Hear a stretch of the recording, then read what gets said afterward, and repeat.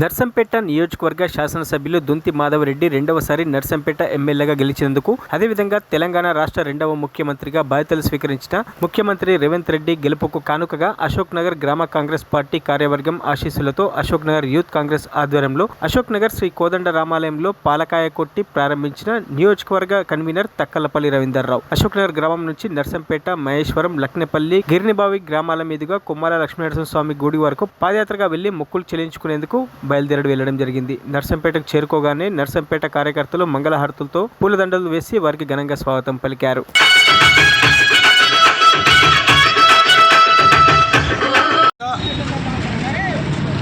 మొన్న జరిగిన ఎన్నికల్లో నర్సంపేట నియోజకవర్గం నుండి దొంతి మాధవరెడ్డి గారు గెలిపిస్తే, నర్సంపేట నియోజకవర్గ ప్రజల ఆశీస్సులతోటి గెలిపిస్తే ఆ భగవంతుణ్ణి అశోక్ నగర్ గ్రామ కాంగ్రెస్ పార్టీ, యువజన కాంగ్రెస్ పార్టీ, కబడ్డీ అసోసియేషన్, అదేవిధంగా 2011-12 ఎస్ఎస్సి బ్యాచ్ విద్యార్థులు అందరూ ఆ దేవుణ్ణి ఏదైతే శ్రీ కోదండ రామాలయం అశోక్ నగర్లో ఉన్న శ్రీరామచంద్రుడిని నుండి మొదలుకొని గీసుకొండ మండలం కొమ్మాల లక్ష్మీనరసింహ స్వామి టెంపుల్ వరకు పాదయాత్రగా వచ్చి మొక్కు చెల్లించుకుంటామని చెప్పి ఎన్నికలకు ముందు మొక్కుకోవడం, ఆ పరంపరలో ఈ నియోజకవర్గ ప్రజల ఆశీస్సులతో పాటు ఆ భగవంతుల ఆశీస్సులు కూడా మెండుగా నిండుగా ఉండి పెద్దలు మాధవరెడ్డి గారు నర్సంపేట నియోజకవర్గ శాసనసభ్యుడిగా 18,778 ఓట్ల మెజార్టీతో గెలవడంతో పాటు నర్సంపేట నియోజకవర్గ శాసనసభ్యులు గెలవడంతో పాటు తెలంగాణ రాష్ట్రంలో కాంగ్రెస్ పార్టీ ఆధ్వర్యంలో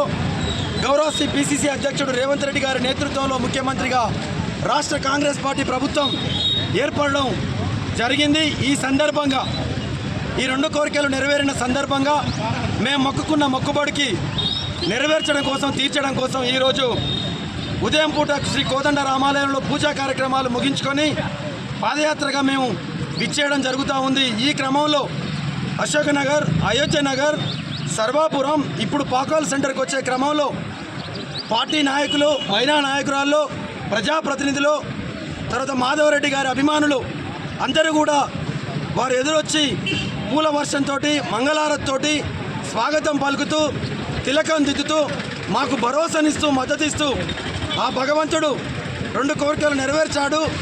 మూడో కోరికగా ఈ నడుస్తూ వస్తున్న క్రమంలో మేమందరం కూడా ఒకటే కోరుకుంటున్నాం. నర్సంపేట నియోజకవర్గ చరిత్రలో ఎవరు శాసనసభ్యుడిగా గెలిచినా, ఏ ప్రభుత్వం ఏర్పడ్డ ఉమ్మడి ఆంధ్రప్రదేశ్లో కానీ తెలంగాణ రాష్ట్రంలో కానీ మంత్రిగా అవకాశం దొరకలేదు.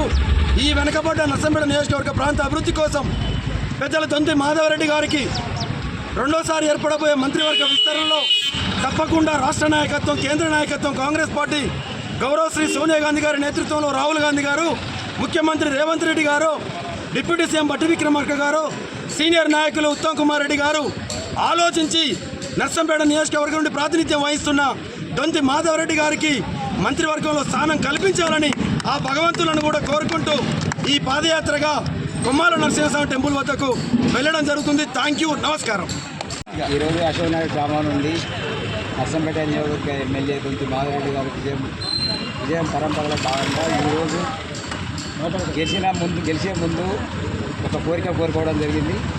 అశోక్ నగర్ గ్రామం నుండి ఈ కొమ్మాల నరసింహస్వామి టెంపుల్ వరకు పాదయాత్ర చేయడం వరకు గెలిస్తే చేయడం జరుగుతుందని చెప్పని ఆ కోరిక ముందే కోరుకోవడం జరిగింది. దానిలో భాగంగా ఈరోజు అశోక్ నగర్ గ్రామం కోదండ రామాలయం నుండి పూజలు చేసి దాంతోపాటు శ్రీరంగ నర్సంపేట చేరుకోవడం జరిగింది. ఇందులో ఇదే వరుసగా మహేశ్వరం, లగ్నపల్లి, కొమ్మాల మీదుగా టెంపుల్ చేరుకోవడం జరుగుతుంది. దీనిలో భాగంగా మాకు కోరిక ఒకటే, అయోధ్య నగర్ గ్రామంలో, అశోక్ నగర్ గ్రామంలో కోదండ రామాలయం టెంపుల్ ముందు శ్రీ వెంకటేశ్వర స్వామికి కోరుకున్నది ఏంటి అంటే దొంతి మాధవరెడ్డి గారికి మంత్రి పదవి రెండవ విడతలో రావాలని చెప్పి ప్రార్థన చేయడం జరిగింది. అందులో అక్కడ నరసింహస్వామి కూడా అదే ప్రార్థన కొరకు కోరుకోవడం జరగడానికి ముందుకు వెళ్తున్నాం అని చెప్పి. మరిన్ని అప్డేట్స్ కోసం మా ఛానల్ని సబ్స్క్రైబ్ చేయండి.